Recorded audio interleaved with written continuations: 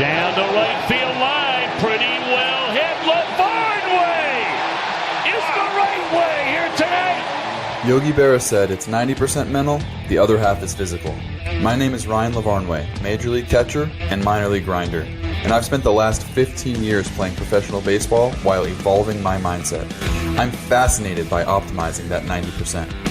In this show, I'll talk to elite athletes and mindset coaches about what makes them tick and how they've overcome obstacles in their own careers on the way to finding success.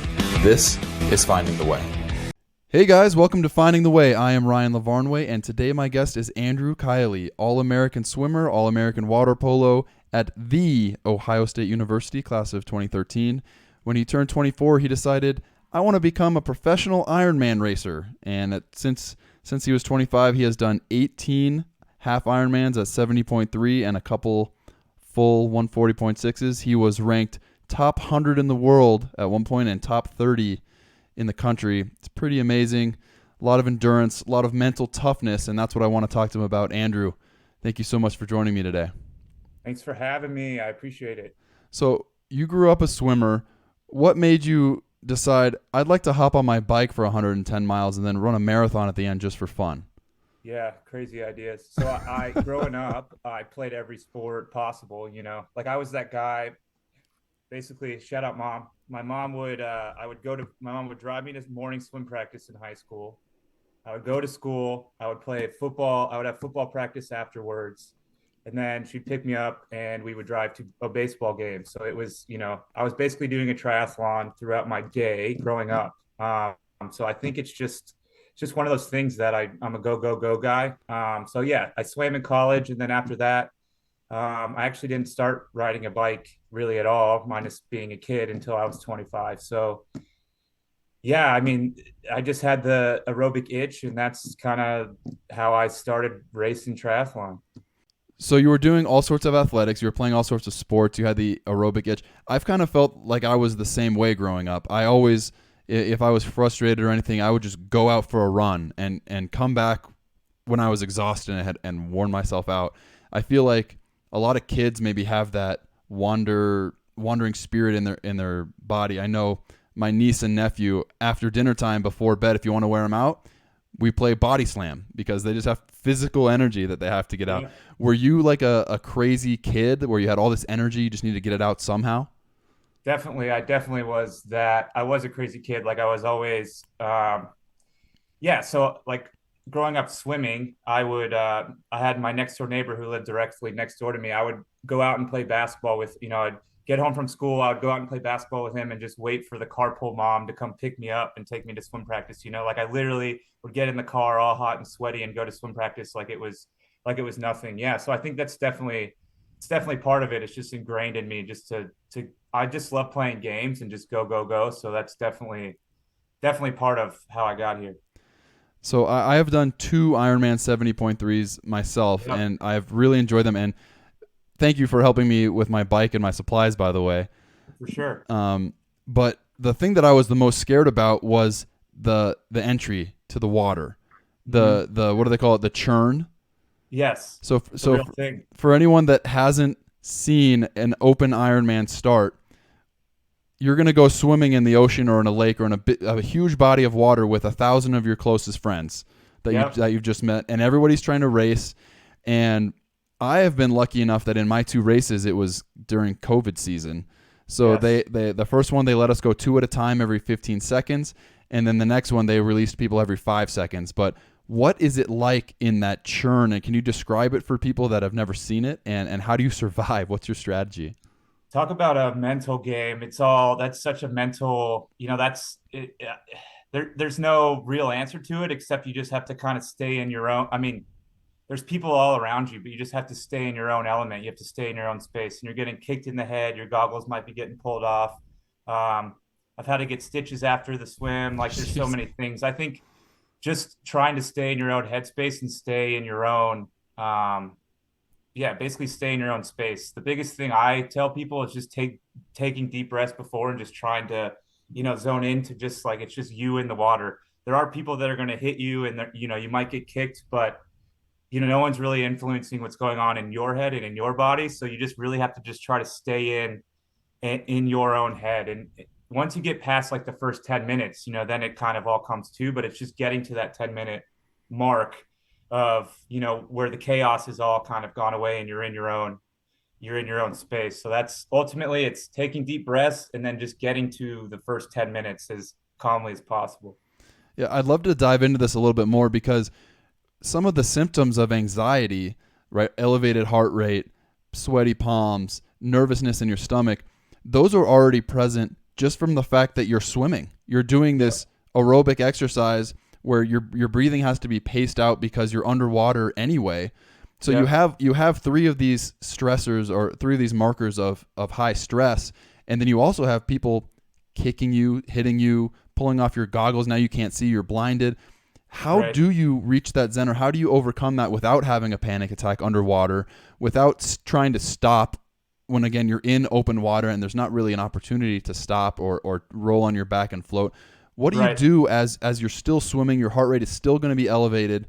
What do you do to clear your mind and kind of get over that hump?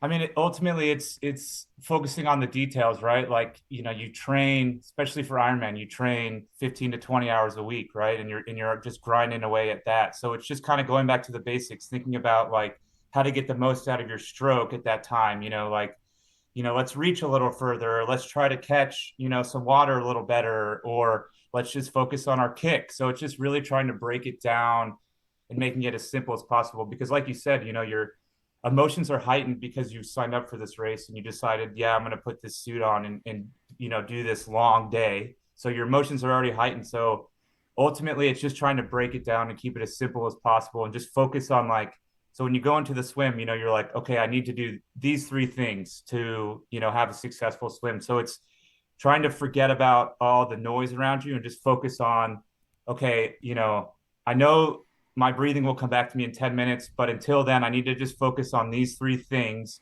to get me to that point. So it's just trying to make it as simple as possible and not overthink. Like once you overthink it, like, oh my gosh, I'm going to be running in 5 hours and there's so many people around me, it's all of that. That's the noise that you kind of have to forget about and just focus on one stroke at a time. Focus on my kick, focus on my breathing, just trying to make it simple. What are your three things that you focus on? It's a good question. Mine I mean, breathing is always a thing. Is, when you turn your head to breathe, that's when you're taking it in, and then when you're putting your face back in is when you're blowing it out. And it's just trying to make those breaths as calm as possible. So that's one. The other thing too is like keeping your elbows high when you're swimming, so you catch the most amount of water. And ultimately, I mean, racing in the pro field, it's just trying to find some feet to get on, or if you're in the lead, trying to get away, some strategy involved in it. But yeah, I mean, just kind of just trying to make it pretty as simple as possible. Okay, so now we've gotten through the swim, we've survived, we Okay. haven't drowned. Actually, before we go on, my family members, when I was nervous about the swim the first time, before the COVID starts, I was Yes. my family members were thinking about maybe following me to the club, to the pool, and throwing volleyballs at my head while I swim. Is this a good idea to train and to get in the mindset to have my family members tackle me in the water? Yeah, I think you leave the volleyballs and you just have them jump in and just jump on top of you. I think that's kind of the best way is yeah, or just yeah, that's definitely the best way. Just close your eyes and just try to swim straight. I think it's the best way. Joking aside, so you get out of the water. The transition is always a mess where I feel like, Yes. in my own experience at least, I'm trying to catch my breath and take a little bit more time on the transition, but I'm not racing. I'm not going for sponsors or money or finishing place. Are you trying to get in and out of that transition as fast as possible? Just get on the bike? What's Yes. your goal in the transition area? It's funny because there's definitely been races where so that's there's all you have your swim time, your bike time, your run time, and then there is transition times that everyone gets to see, and mine are always so bad. Like it's just I get out of the water up at the front, and then there's always something that and again it's back to simplicity. So what I always do personally is you just do as little as possible. You're like, say it's going to be a cold day. You're like, do I need the jacket? Do I not need the jacket? Maybe I'll put it there. Or like, do I need socks? Do I not need socks? It's like, no, just make a decision. before the race even starts, because your brain's so scattered when you get there. So it's definitely just get in and out as fast as possible. Get your helmet on and just get on your bike as quick. Like there's no, yeah, it's get in and out. Make it simple.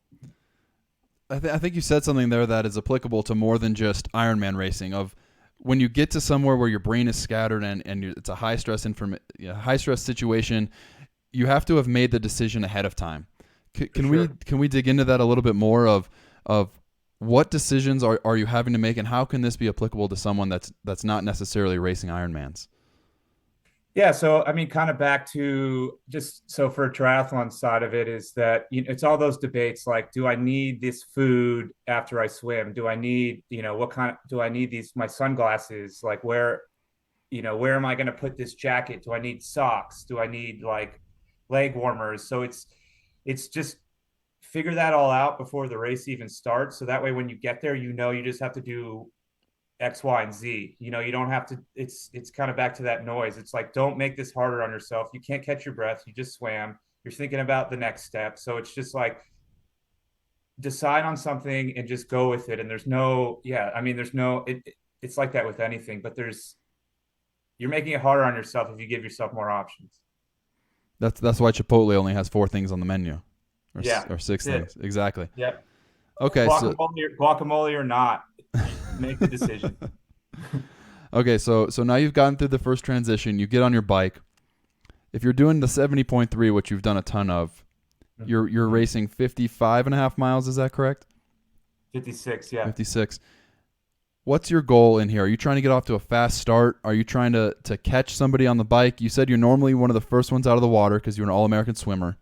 Are you trying to build a big lead? What's the technique on riding such a far race? Yeah, I mean, in the beginning, you're just trying to the first probably 5 to 10 miles. You're just going, like you're just trying to get away. You're trying to either lose people behind you or get away from them as fast as you can. So the first 5 to 10 miles is I mean, your brain's still chaotic because you just came out of the swim and you're trying to figure out where you are, who's around you. And I mean, I was probably an average cyclist. So there's definitely, I knew guys like, who's on the start list and who you line up against. And so um, what they're wearing and like who's coming by you, like, oh, that's so-and-so. I should probably try to go with that guy. Yeah. And the other thing too, is you're starting to like take in some fluids, right? You're trying to do that side of it, but the pro field kind of becomes a game because who's going to be coming by you, who's the strong cyclist, and so you're trying to, the other thing too, it's a 20-meter draft rule. So you have to be 20 meters apart. So you can't just like get right behind that person. So it's definitely like it's a mind game of like, oh, this guy's coming, he's coming pretty fast. So he passes you and you're trying to go with him, but you're also trying to keep the distance. And the other thing on the bike is that everyone kind of rides with power. So it's basically like how hard you pedal your bike, and your computer gives you that reading. And so that's what you train off of is power. So you kind of know where what's too much and what's not enough, and like where you can kind of play that line. So basically, like in a half Ironman, you're riding 2 hours, and I like know what I can ride power wise for 2 hours. So if somebody comes by me and I go with them, and I'm like, this is a little hard, and it's the power number is a little high, then I'm like, that's probably not where I should be. So you're thinking about later in the day, but you're also trying to go with the now as well. How do you deal with those emotions, right? Because you're trying to win. You have the this guy's passing me. I imagine that's like a gosh darn it. Yep. But you know that you have the run coming up. You still have a couple hours of this event, and if you give it too much too early, you're going to run out of steam. How do you make that decision, and how emotional does it get in the midst of an exhausting, heart-rending day? Yeah, this took some learning for me, especially like racing in the pro field. Is that so? I would swim and I would be, top 3 out all the time. I was one of the first 3, but I could go the whole day without not passing another person. It would just be people passing me. So on the bike, like 5 people would go by me, and I would try to go with them, and there would be a group, and I would try to, really try to go with them. And it was just like, it was mentally, it was just, I'm like, I'm in last right now. That's how it felt. But really I was in like eighth or something. Right. So for me in the beginning, it was kind of tough that I had to kind of swallow it and be like, I'm doing all I can, but I'm not, why am I not, why am I not bridging that gap? So I think it just, you just have to know, you have to trust yourself, and you have to trust that, I've trained for this and I know the numbers I can do, and I know what, the output is if I ride up to my potential. And it's just, and the other part about it is that there's always going to be somebody that's better than you, and it's just how it is. So like and you also don't know, there's three sports in triathlon. So they might be, just giving it all on the bike, and they might not have nothing left on the run. So it's just kind of, you always have to think like, I'll get you later, or I'll see you later. That's just kind of the motivation, is like, I'll be back. Didn't really answer your question, but yeah, it's definitely a mind game, and you just always have to just believe in yourself. And I think that's one thing I didn't, swimming in college, I never really, like, I was a workhorse. Like, I trained so well, and I would get to meets and it would just be I would just get in my own head. So I learned that in my second career of athletics, that you're doing the best you can, and it will work out. You just have to keep trusting in the process and the training you did. Yeah, I mean, maybe you think you didn't answer the question, but you answered my next question already, which was, what kind of mantra, or what do you tell yourself along the way? And I love the way that you talk about, like, I'm going to get you later, or I'm going to come back. And I always know that there's still more race to race, and there's still more fight to fight, and I'm coming for you. Yep. I think the biggest thing that I've learned is that you can't ride the roller in a race or in a big moment. You can't ride a roller coaster of emotions, right? Like, until it's over, you can't ride the roller coaster. You can't be too high. Like, I'm winning, no one's catching me, right? Because the second somebody catches you, it throws you right into the basement. And then you're mentally, you're like, I'm broken. I can't, I can't believe that happened.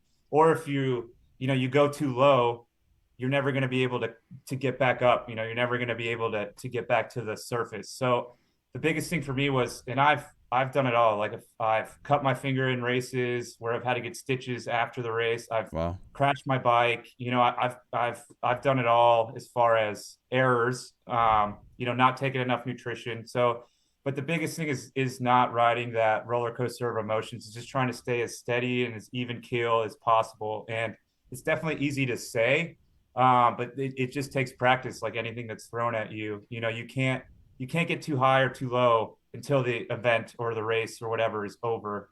It's definitely the mantra I carry. Yeah, that's awesome. And I think that's really applicable to people that are running whatever race they have in life, whether it's a long project or a long sales cycle. Yep. There are some people that are working on projects that are going to take 2 years to complete, and members of their team will move on via promotion or moving to a different company over the course of running the race to complete this project. So don't get too high, don't get too low. I think that's super applicable. Yeah, it's definitely part, like, you want to celebrate the wins and you want to work on the losses, but you worry about that after the situation. When you're in the moment, you got to just try to stay as steady as possible. And again, like, even if it's a team aspect, you're going to have teammates or coworkers who, are celebrating something, or they're like, I'm never going to finish this. And if the more people that stay steady, the better it's going to end up. Absolutely. So we've taken the race with you through the bike. Now we're at the second transition. When I did my first Ironman, what I had at my second transition was a loaf of banana bread that was covered in chocolate. And I sat there and I ate a couple pieces of banana bread as my nutrition and my calories. I imagine that's not what you're taking in during these races. Were you sitting Indian style?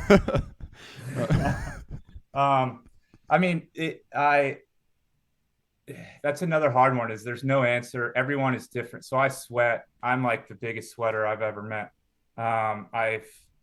It's just insane. So that was always the problem for me. It wasn't so much just the carbs getting them in, it was just like, I was just a sweater. And so that was the issue. And I've tried everything on the moon, but I go with liquids. I put all powder in my water bottles, and I've used every brand, every kind you can possibly think of. And then it's gels and goos, and after the race, my stomach's not very happy, Oh but man.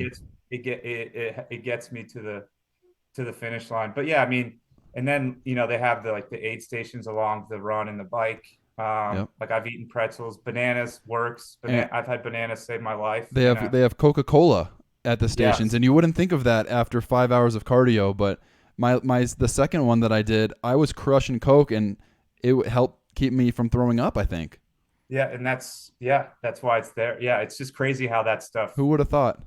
I don't even really drink Coke in my personal life, unless it's got some alcohol mixed with it. But I've found myself just chugging Coke on the run because it's just, anything, even that little caffeine hit can help. It's crazy how that little cup can really make a difference. So you make it through the run. You're getting close to the last mile to seeing the finish line. The crowd is cheering. You have your competition either maybe within sight or behind you coming along. Do you try to speed up for the last mile, or what's going through your head as you start to approach the finish line? Usually by that point, my legs are cramping up because it's just, like you're just, you're at the limit.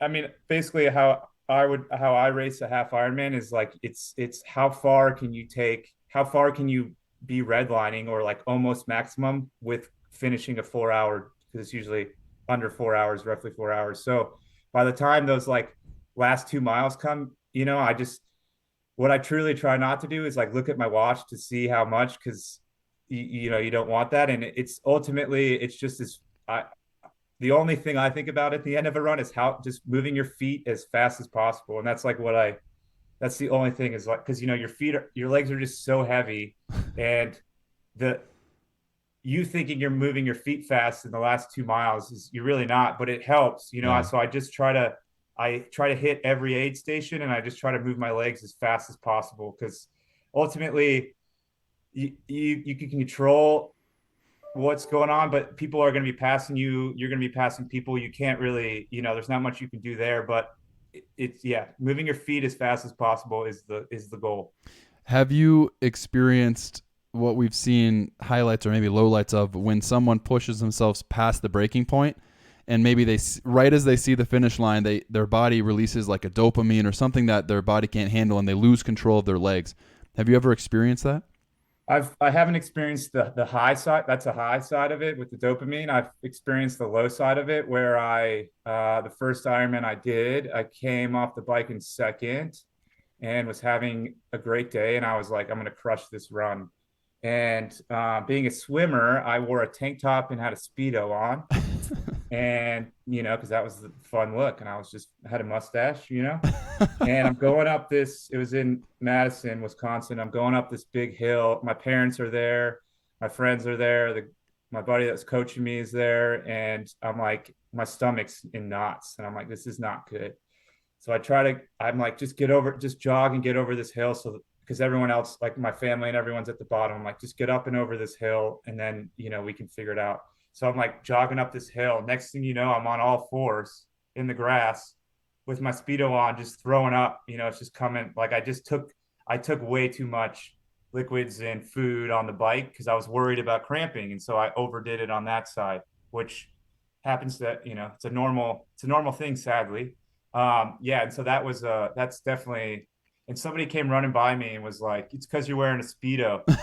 And I wanted to get up and start yelling, swearing back at him. But as I try, I just am throwing up on all fours. So that's definitely a fun experience. Oh man. Happens to everyone. In all my training, all that I've found out is that you will win or lose your own race against yourself with nutrition, regardless of how you perform physically. So there's 3 sports, but there's 4 aspects, because nutrition is, like, even when I was in the best shape of my life, nutrition would sometimes come and, bite me in the butt. So there's definitely 4 pieces if you're doing a half Ironman or above, there's 4 pieces, not just 3, because nutrition is key. Interesting. Well, I don't think that there's many people out there that have done an Ironman, certainly not as many as you or as competitive as you, So thank you for kind of walking us through what a race feels like and what the emotions are along the way. Every episode, before I let someone go, I always ask them the same question. If there was someone, a young person out there that wants to do what you've done or has big dreams, what's the best advice that you could give them? I would say just play. Like, don't make it like I have to go to practice. I have to do the X, Y, and Z. Just play, have fun with it. It's such a simple answer, but it's just like the reason I stuck. So I played sports growing up, and the reason I stuck with swimming is because those were my best friends were on my club team. That's like where that's why I wanted to go to practice, because I wanted to go hang out with my friends. I could have played baseball. I could have played football. But it's just, find what's fun. It's just got to be fun. Play what's fun. And that's the reason I swam in college, is because I was surrounded by my best friends growing up. Very nice. Well, again, thank you so much for your time. I appreciate it. And I know I learned a lot about what I'm going to do for my next Ironman and focus on all 4 aspects. Maybe we'll do one together. Yeah. And thank you for listening. I'm Ryan Lavarnoy with Andrew Keily. This has been Finding the Way. See you next time. Thanks for listening to Finding the Way with Ryan Lavarnoy. Find previous episodes on Apple Podcasts, Spotify, or wherever you listen to podcasts.